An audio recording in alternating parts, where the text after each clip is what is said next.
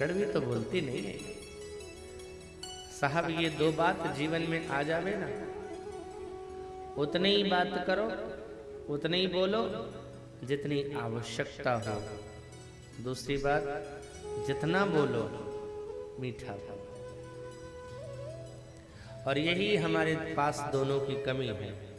और हम चाहते हैं कि संसार के प्रिय बने। कैसे बनेंगे साहब? हमारी बातों की कोई सीमा नहीं होती, हम क्या क्या बोलते रहते हैं पता ही नहीं चलता।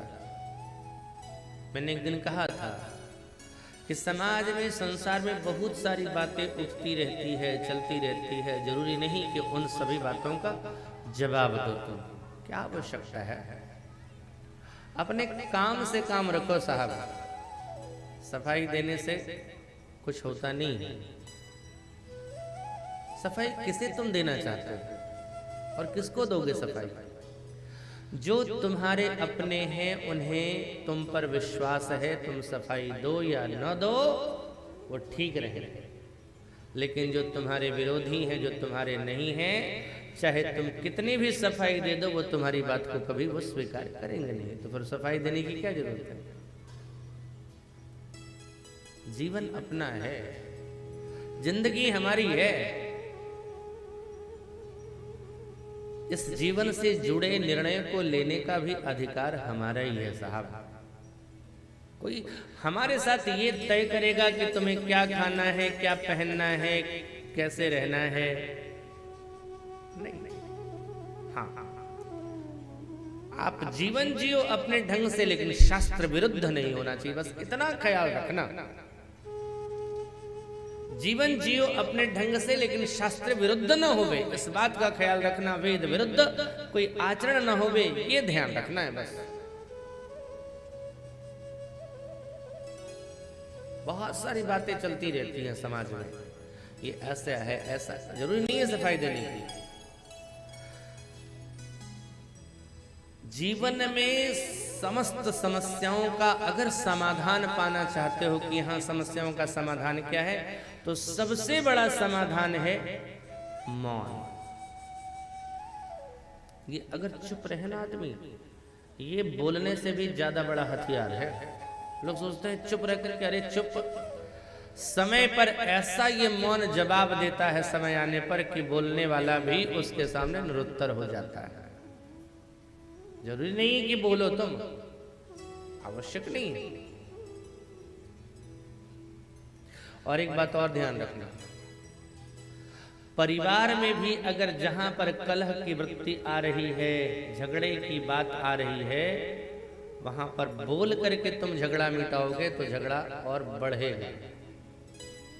तो परिवार में कभी झगड़े की स्थिति आ रही है, एक तो आवे नहीं, प्रयास ये करना। लेकिन अगर झगड़े की स्थिति आ रही है, हम सोचते हैं कि बोल करके इसको कवर कर लेंगे। नहीं साहब, बोलने से विवाद और बढ़ेगा। एक दीवार भी है ना, निर्जीव है, उसके अंदर कोई ताकत नहीं है, लेकिन उस पर भी कुछ मारो ना तो प्रतिक्रिया वहां से भी आती है। जितना जोर मारोगे उतना ही उधर से बैक भी मिलेगा। तो दीवार जब जवाब दे सकती है, तो अगर तुम इधर से बोलोगे तो उधर से और जवाब आएगा, तो बढ़ेगा। कभी भी जीवन में इस प्रकार की बात हो, देखो भगवान शिव, माता सती ने श्री सीता जी का रूप धारण किया, आकर के शिव जी से झूठ बोली, कोई परीक्षा नहीं ली। भगवान शिव को पता चल गया कि ये सीता का वेश बनाई है। भगवान शिव ने सती का मन से ही परित्याग कर दिया। यही तन सती भेंट मोहिना ही। अब आकाशवाणी तुरंत हो गई कि ऐसी प्रतिज्ञा तुम्हारे अलावा और कोई नहीं कर सकता। आप श्री राम के पक्के भक्त हो। अब सती ने क्या किया, जैसे ही आकाशवाणी की बात सुनती है तो सती कहती है, कीन कवन पन कहूं कृपाला, कीन कवन पन कहूं कृपाला,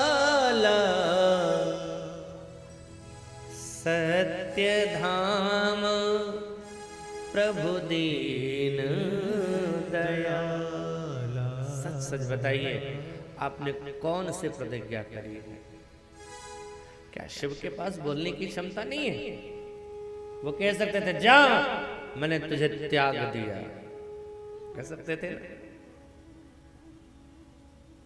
बोल सकते थे।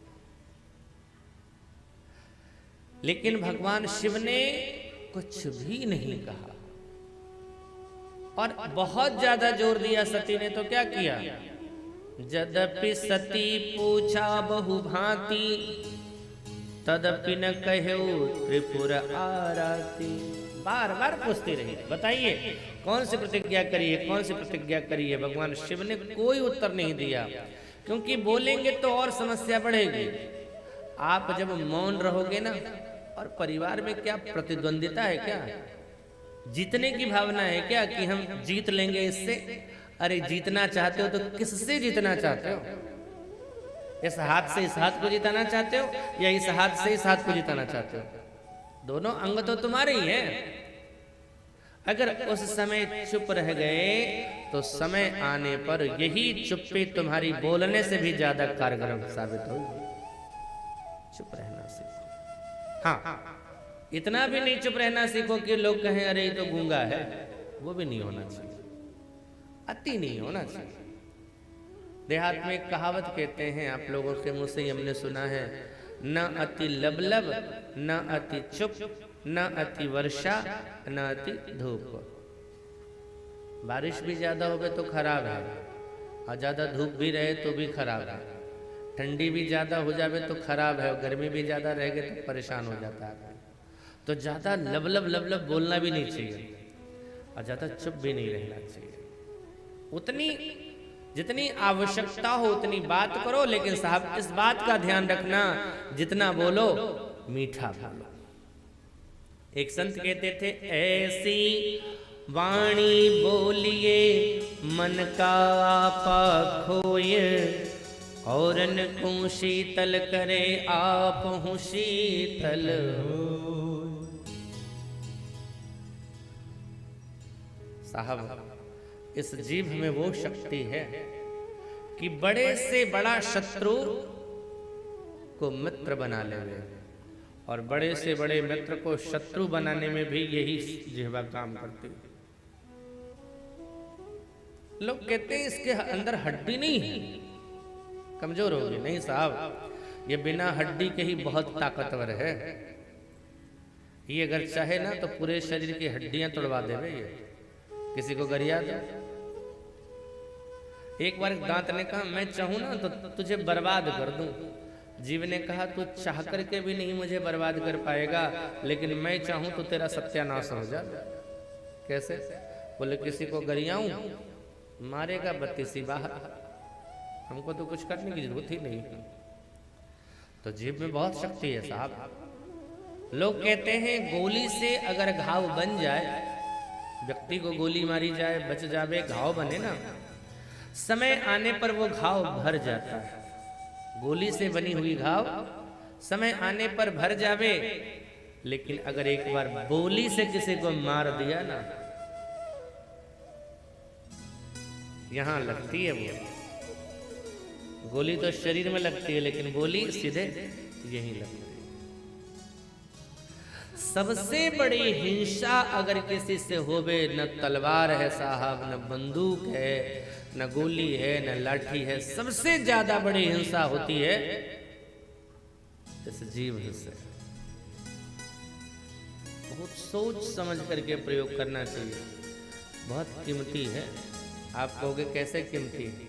अरे कीमती सामान को लॉकर में रखा जाता है।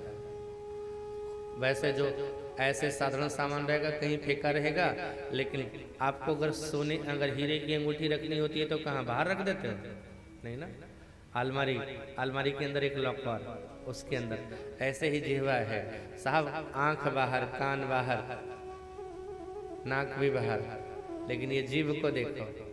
पहला लॉक होंठ, ये खुला, फिर दूसरी लॉक दांत, ये खुला, तब जीभ है। डबल लॉक के अंदर भगवान ने इसे रखा है। बहुत सोच समझ करके प्रयोग करना। मीठे पानी में ये जहर न तुम घोलो, जब भी कुछ बोलो ये सोच के तुम बोलो। भर जाता है गहरा घाव जो बनता है गोली से, पर वो घाव नहीं भरता जो बनी हो कड़वी बोली से। दो मीठे बोल कहो मेरे देश प्रेमियों, आपस में प्रेम करो देश प्रेमियों। नफरत की लाठी तोड़ो, लालच का खंजर फेंको, जिद के पीछे मत दौड़ो, तुम प्रेम के पंछी हो देश प्रेमियों। आपस में प्रेम करो देश प्रेमियों, मेरे देश प्रेमियों। आपस में प्रेम करो देश प्रेमियों, मेरे देश प्रेमियों। आपस में प्रेम करो देश प्रेमियों। ये सूत्र जीवन में उतारना, अपने शब्द को अगर मधुर रखोगे ना तो संसार के भी प्रिय बनोगे और भगवान के भी। वैसे भगवान के प्यारे नहीं बनना चाहता है कोई नहीं चाहता। भगवान का प्यारा मतलब भगवान के प्यारे हो गए।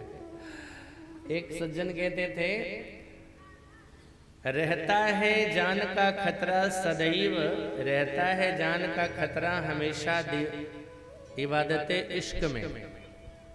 रहता है जान का खतरा हमेशा इबादत इश्क में।